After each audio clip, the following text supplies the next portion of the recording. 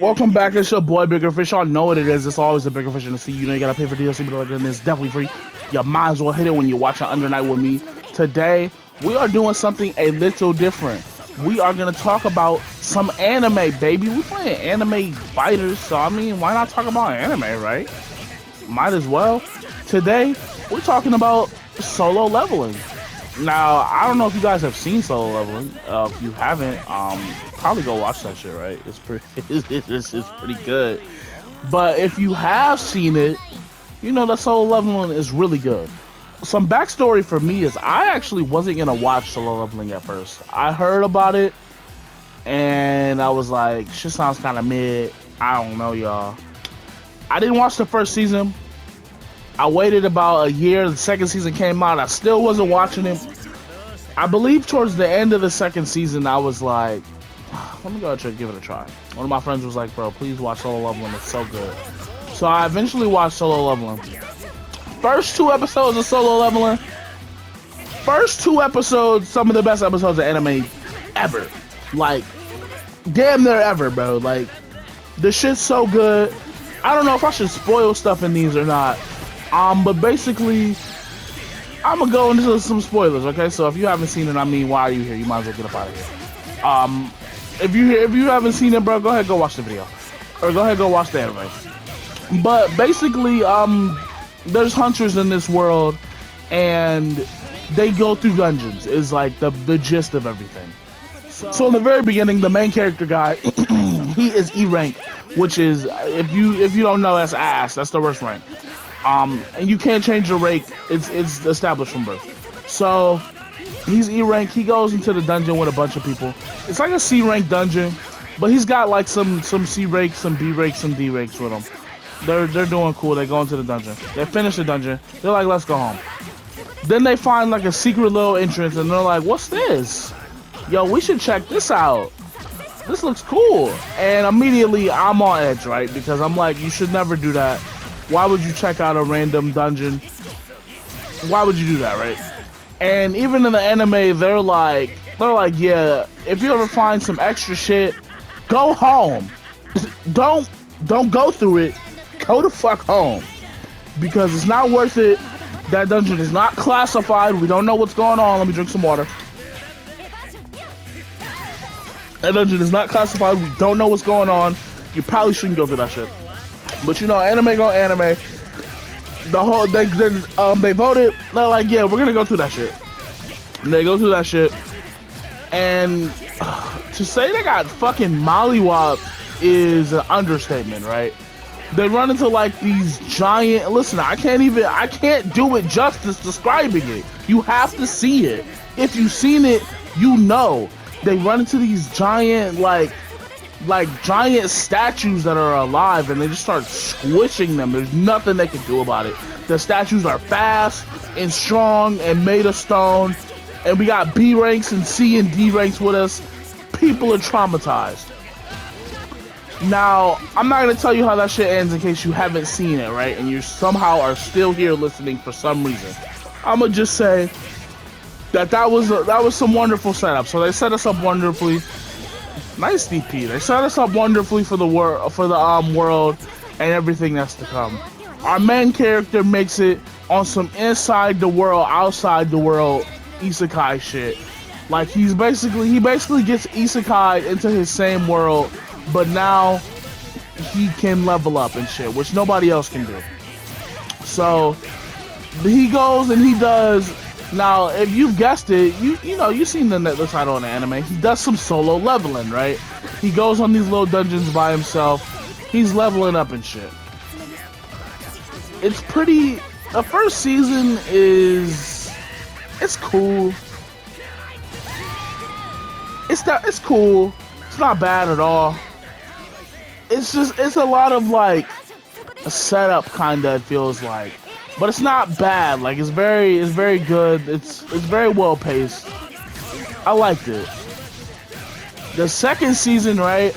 After he starts getting some of his extra powers and shit, that is when we really turn up. The second season is when we start going crazy. Because He's looking for this elixir of life for his mom. His mom has like insomnia disease basically. In this show, there's like a disease where you basically like you will die. You will start like falling asleep and shit. Like you'll have insomnia, right? But the insomnia leads to a fucking coma, which is insane to me. So he has to find this elixir of life for his mom. He has to build it though by going through this big demon type dungeon. It's like a special solo leveling dungeon.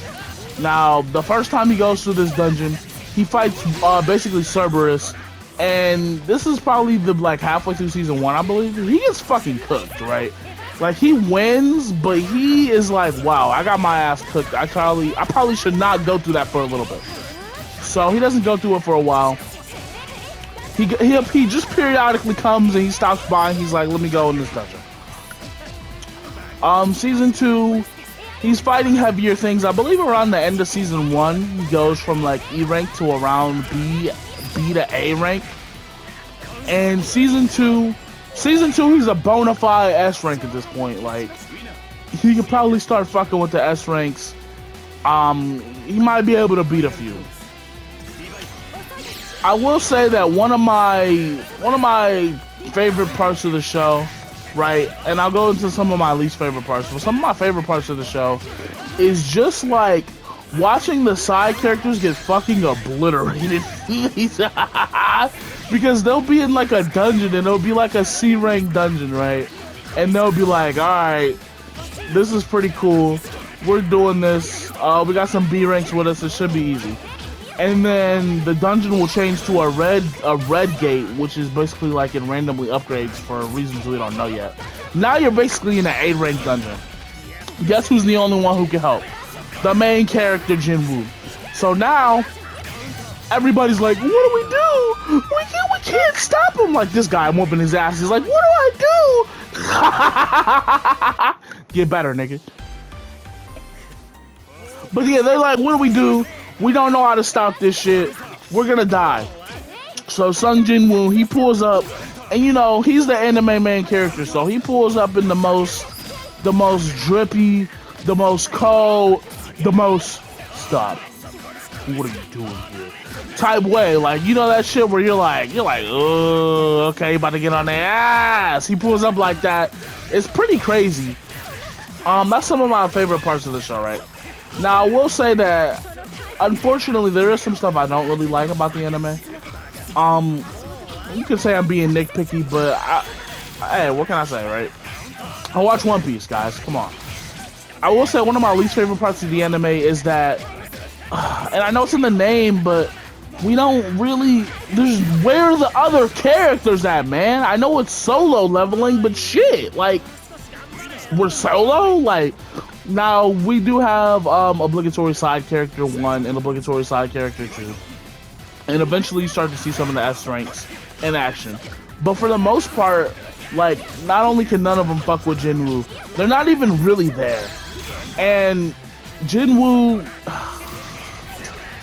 is about as interesting as a paper plate, right? I mean, he's not the most boring character ever, but it's like, he's not really that interesting. Like, his goal is kind of interesting because you want to see his mom, like, be better.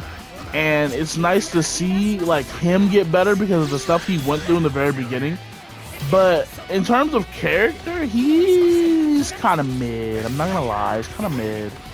But the anime, they make up for that in animation. They make up for that in the fight scenes. The fight scenes are really top tier. They make up for that in certain enemies. Certain enemies are also like really good.